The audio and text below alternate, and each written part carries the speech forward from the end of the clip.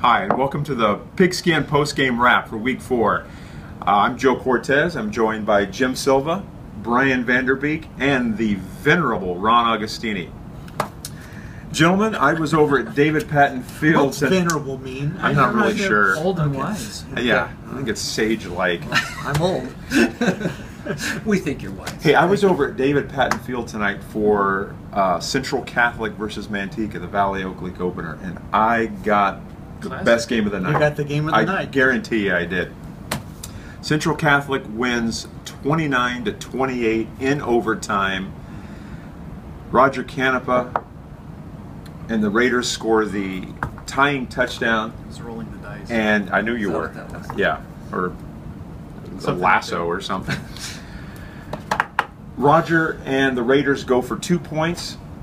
They call the same play that they had just scored the tying touchdown on. They give the ball to Justin Rice, the junior and brother of the more well-known Jared Rice. And he pulls his way into the end zone for 2 points and the victory, and the place goes wild.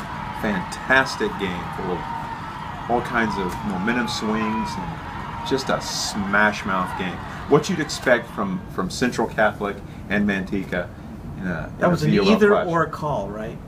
At the end of the game, the Manteca was ahead by a point. Manteca scored to go up, kick the extra point. So they're up 7. They're up 28-21. Okay.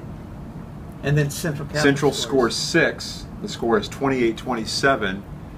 And they go for 2. Roger Canepa told me after the game, he looked over at his defensive coordinator, Billy Hilla, and said, "Billy, we got to go for 2 right now." Because they didn't want to get into a war of attrition in overtime. It's just bad news. And they had just had a 28-yard field goal blocked at the end of regulation, not much longer than a PAT. Right. So they were a little leery about what might go down if they decided to kick. So they called the same play, tight right blast, and they asked the kids, "Think it'll work again?" And they all said, "You bet." And they ran it. And one of the hazards of being a reporter in this day and age is you got to do video, and you got to keep stats. Right. I didn't get the video of the it was an epic fail of the 10-yard touchdown by Justin Rice that brought it to within 28-27. It was fantastic. He got hit at the line of scrimmage and carried a guy 10 yards into the end zone. Just willed his way in, and then on the 2-point conversion from the 3. A linebacker came in to fill. He knocks the guy on his keister and then dives in for the well, you figured that winner. Central Catholic-Manteca game would be a great game. Well, that's what we figured. We figured it was going to be a smash-mouth game, but Montel Bland didn't dress. He's still limping around. That was really badly. He probably wasn't going to play. Nick Navarro didn't dress. Wow. 2 key He players swore to me that he's going to play next week, and he looked better. He looked a little better in street clothes. There was no limp, but.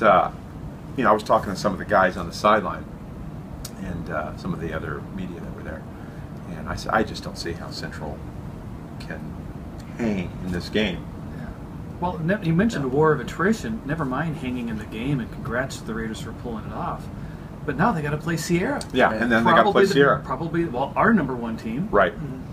Yeah. I mean, can they get physically back? Because they're playing 7 guys both ways. Can they get physically back in 7 days to do this again against a Sierra team that, by all accounts, is more physical than Manteca?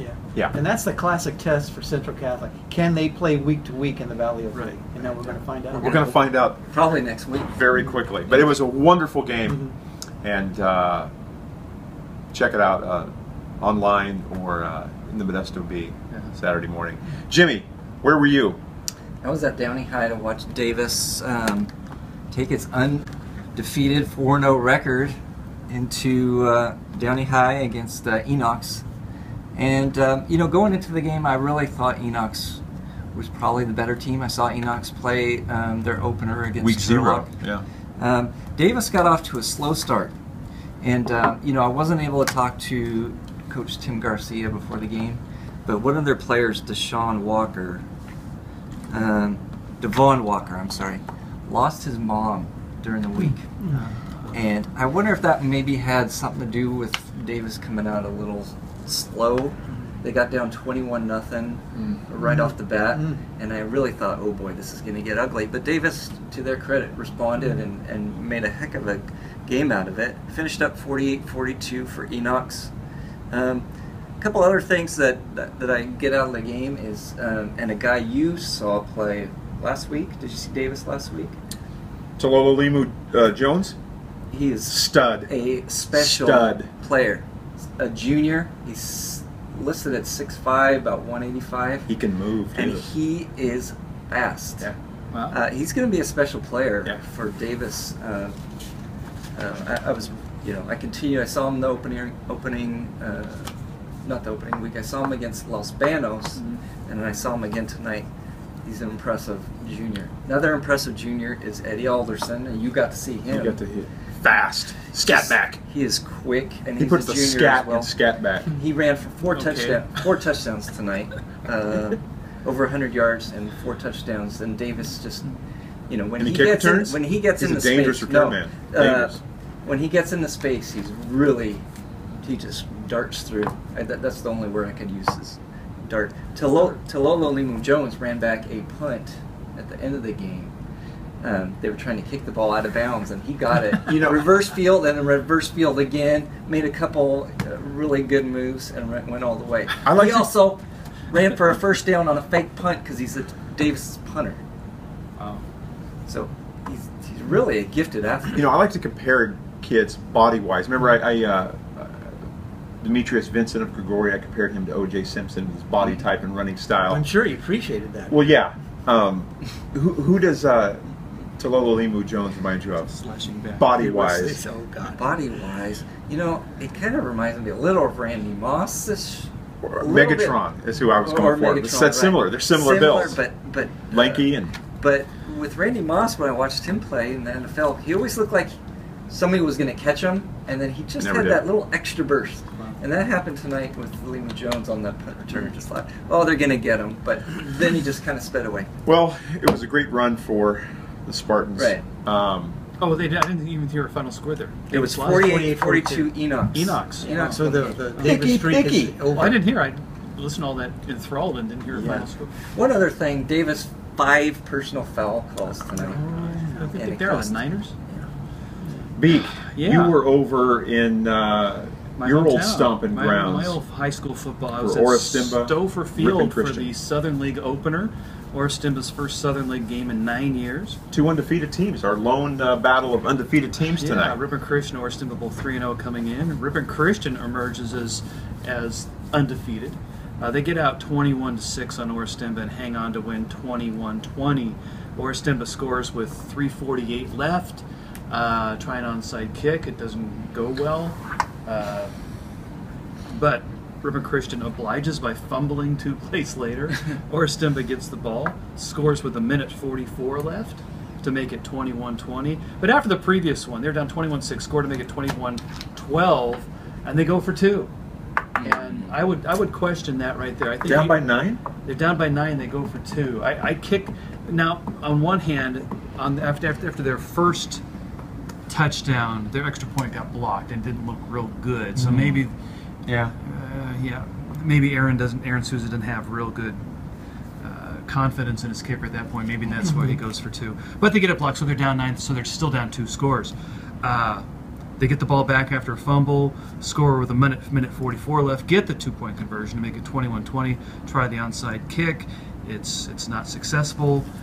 They still get the ball back because they have 2 timeouts left with 43 seconds left, 75 yards away. But quarterback Joe Shelton gets sacked on the first play, and that's about it. Ripon Christian looks good. This is the best Ripon Christian team I've seen. How'd Billy Marr look?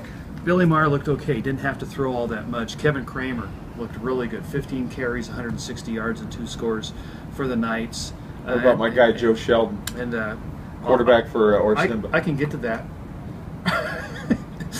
Kevin Kramer and Will Camps on defense. Ripon Christian swarms to the ball. This is a really good Ripon Christian defense. Will Camps actually recovered both of those onside kicks for Ripon Christian. Austin Martins, running back for Orestimba, 23 carries, 135 yards. Joe Shelton, 7-17 with a pick for 120. and 2 scores. He also had 79 yards rushing, and for a long time in this game, Orestimba's best offense was Shelton just tucking the ball and running on a scramble. He's fast. He's fast, good-looking athlete. Really good game, very good Southern League game. Ripon Christian, I don't know. Can they win the Southern League? Can they beat Ripon? Young Ripon team? Now, we talked about that on the sidelines with a couple of the other reporters. I haven't seen Ripon play, but this is not a good Ripon. No, they're very young. They're young, they're hurt, they've had a couple of guys tossed, and Ripon just gets thrashed tonight by Sutter. Sutter's a very good team. Maybe this is the year. But it's not the year because Ripon Christian dropped them. They're not playing. They're not playing this year. They're not playing. Ripon Christian didn't want to play Ripon this year, and so maybe this was the year that Ripon Christian might have had a chance to be Ripon. It's not going to happen because they're not on the schedule. I've told Ripon High coach Chris Johnson for years that it may be 5 years, it may be 10 years, it may be 15 years, but eventually Ripon Christian is going to beat Ripon. And I keep telling him, it's okay as long as you're not the head coach when it happens. That's right. That's right. But anyway, Ripon Christian 21-20 to open Southern League play, and welcome Orestimba back to the Southern League. Okay. Ron, you were over at... I was at Grigori. Your favorite? Don Lanphier Stadium. Your favorite venue? Well, it's one of my favorites. A very nice place to watch a game. Downey and Beyer met there. Another MMC opener. Downey won its 4th straight game. They've gone 4-0 since dropping their opener. They won tonight over Beyer 42-14. Good effort by the Downey quarterback P.J. Wilson. Another fun MMC quarterback. That's Joe's guy. Yeah, it's my guy. I got a lot of guys. He's one of your guys. Justin Rice is my newest guy. Okay, you have another guy. He's a dude. Apparently, Joe Sheldon's your guy. PJ's one of those guys too. P.J. Wilson passed for 269 yards, threw 4 touchdown passes, caught a touchdown pass from Isaiah Larry, and Beyer really took charge with a 24-point second quarter. Beyer turned it over 6 times during the game, and when you get in that hamster wheel against Downey's offense, it can happen in a hurry, and it did to Beyer tonight. Actually, Beyer was ahead midway second quarter, 7-6. Jay Green scored, and then Downey's Tyran Daniels took the kickoff 90 yards for a touchdown, and that started it for Downey. And they went from there to win. Jay Green rushed 26 times for 148 yards, 2 touchdowns. Carries a little too much weight though for that Beyer offense.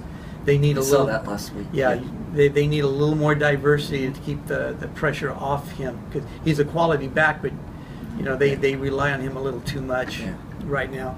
But good win for Downey. Can't wait to see that Modesto Downey game next week. P.J. Wilson gets Nate Phillips. Two undersized, overachieving quarterbacks. It'll be fun. It should be fun. Yeah. It should. Well, do we have anything else?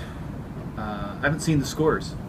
Any big scores tonight? Livingston won again. Livingston won again. They're 4-1. That's nice little story. That's terrific. Between Grace Davis and Livingston, that should be living proof to all the programs who have not had success over the years. It can be done. You make the right hire, you get the culture in the right place, you can do it for sure. Serra won again tonight, our number 1 large school team. Modesto beat Johansson, as we expected they would.